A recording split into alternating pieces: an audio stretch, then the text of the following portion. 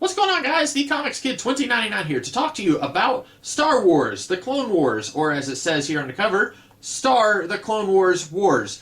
This is an animated movie from 2008, I think, that kicks off the long-running 3D animated Clone Wars series that was show-ran by Dave Filoni. And this is also directed by Dave Filoni. And it's crazy to me to think that there was a time when a lot of people didn't really know who Dave Filoni was. I remember when this movie came out, there were some people on the internet who kind of pointed and laughed at it and said it wasn't great. And now, I feel like everyone in the world, when you speak the name Dave Filoni, they say, oh, we are not worthy. And I have not really dipped my feet into the Clone Wars series that he did, but I do know that he has a huge fan base. A lot of people really like the Clone Wars series he did. He is one of the bigger names that is kind of guiding the Star Wars ship these days. And so this is kind of where he got his start, at least with Star Wars. And I will say I like this okay. The basic plot here is that Jabba the Hutt's son, I don't think we ever hear his name, he is a baby. He's been kidnapped by Asajj Ventress, who was introduced in the Genndy Tartakovsky Clone Wars stories.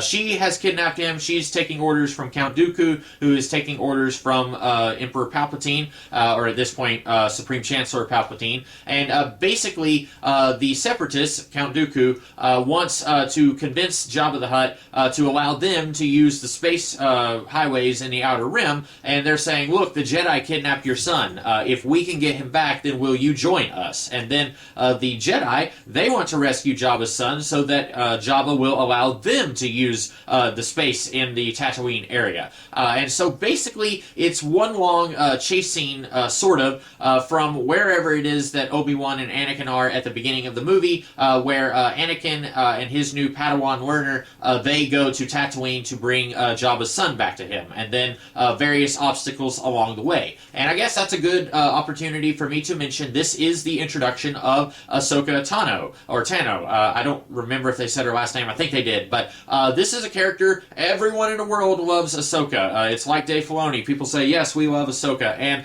I can't wait to find out what it is people like about her, because in this movie, she is really irritating. I could not stand this character. This reminds me of sitcoms in the 70s and 80s where they run for a really long time, and the little kids that the sitcoms traded on their cuteness, they're starting to get a little too old, and they're losing some of that cuteness factor, and so then they introduce an unknown cousin that we have never heard of before.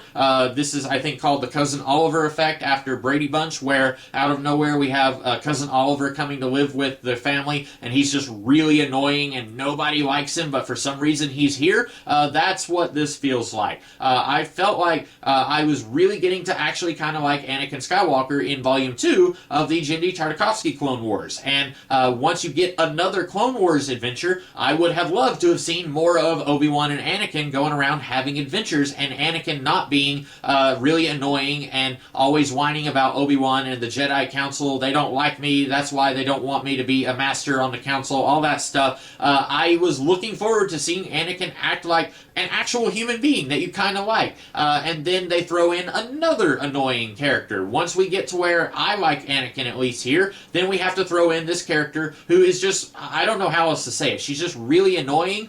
She's constantly doing and saying things that make me want to claw my ears off. Eventually, I'm assuming that this character becomes a little more bearable because everyone loves her. Whenever she guest starred in Rebels, at the end of Rebels, I think everyone kind of lost their minds over that. I was neutral towards the character there because I had no experience with her. I had seen this movie years ago, but I really don't know much about the character. So whenever she shows up at the end of Rebels Season 1, I was just like, oh, okay, it's her. The show wants you to think it's a really big deal, but I was saying, like, yeah, it's that one character that I know nothing about. I know she shows up in The Mandalorian. I haven't gotten that far. I've been watching a little bit of The Mandalorian here and there, but this is a character I would love to find out what it is that people like about her, because here she is the really annoying brat that I don't want anywhere near this story. I would love to see Anakin and Obi-Wan going around having adventures, at least this portrayal of Anakin and Obi-Wan. But Anakin, he's great here.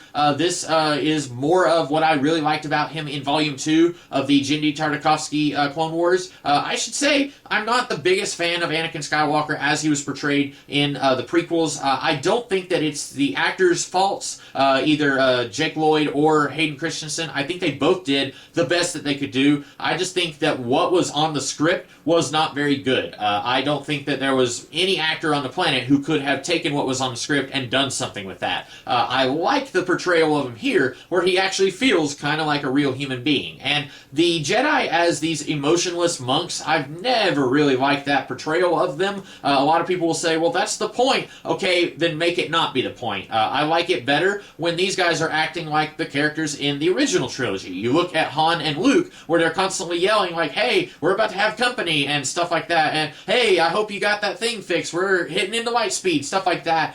We have banter here between these characters, and it makes them feel a little bit more human, and that's something that I think was strongly missing in the prequel movies, and so we get a little bit of that here, and I like that. And the only thing that I don't like is the character of Ahsoka, and I've lingered too much on that. This apparently was originally meant to be 4 episodes of the Clone Wars series, and then I guess they decided, no, we're just going to make it into a movie, and then we will kick off the Clone Wars series with this movie. And it does feel a little episodic, but it's not as bad as Volume 1 of the Genndy Tartakovsky Clone Wars, where that felt like you have all these different plot threads that don't really tie together. Kit Fisto is doing this thing over here, and it has nothing to do with Mace Windu doing this thing over here, or Yoda doing this thing over here. Here, we have the same characters doing stuff, and even though Padme going to Coruscant and talking to Jabba's uncle Zero the Hutt, even though that doesn't really tie in with the adventure that Obi-Wan and Anakin are on at the beginning of the movie, it all feels kind of connected, because once you get past the first 20 or so minutes of the movie and Anakin and Obi-Wan find out they have to save Jabba's son, everything feels connected. Even though, okay, here's an adventure in this one place, and then they get out of that, and then here's another adventure over here, it still feels like there's a common thread through all these shorter adventures in this movie.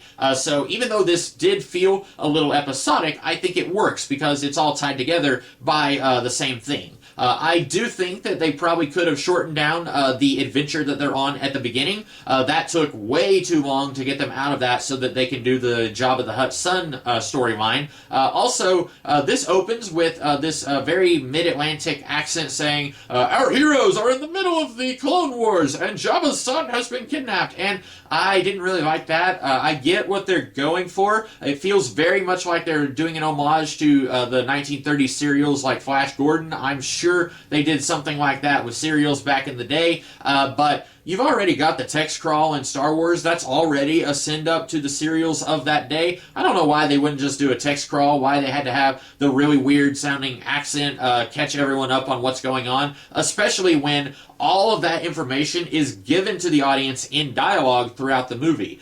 We later find out from Yoda talking to one of the commanders that Jabba the Hutt's son has been kidnapped. So I didn't really understand why we needed that little voiceover, but that's fine. Anyway, that's about all that I have to say about the Clone Wars. I thought this was alright. I didn't hate it as much as I thought I was going to. I remember watching this before and not really liking it, but this time, maybe it was that I watched this so soon after watching the Genndy Tartakovsky Clone Wars Volume 2, and so I was kind of already riding high from actually enjoying a story with Anakin Skywalker, and then we come into this and I'm like, hey, I still kind of like Anakin. That's a new feeling for me. I'm not crazy about adding the cousin Oliver to this, and I'm sure everyone will say, just give her time, just give her time. It reminds me of that Pro ZD skit where it's someone trying to convince their friend to watch a show, and the characters on the show are just really whiny and annoying, and then he says, don't worry, they get better by like episode 50 or 100. That's kind of what I feel like right now. I don't know when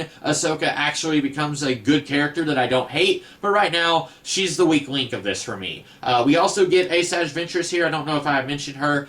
Probably one of my favorite Sith, and I'm sure someone out there is going to say she's not a Sith, she's a gray Sith Jedi thing. As far as I'm concerned, if you have a red lightsaber, you're a bad guy, you're a Sith. If you have any other lightsaber, you're a good guy. I know there are many different factions. I don't care. I haven't read or watched enough Clone Wars stuff that gets into the minutia of, well, if you do this thing, but you also do this thing, then you're somewhere in between. None of that matters to me. The movies, they don't get into any of that. You have Jedi and you have Sith. They don't really try and get more complex than that. So as far as I'm concerned, even though the prequel movies told us there are only 2 Sith at a time, and in the prequel era you have like 4 or 5 Sith all active at once, I don't care.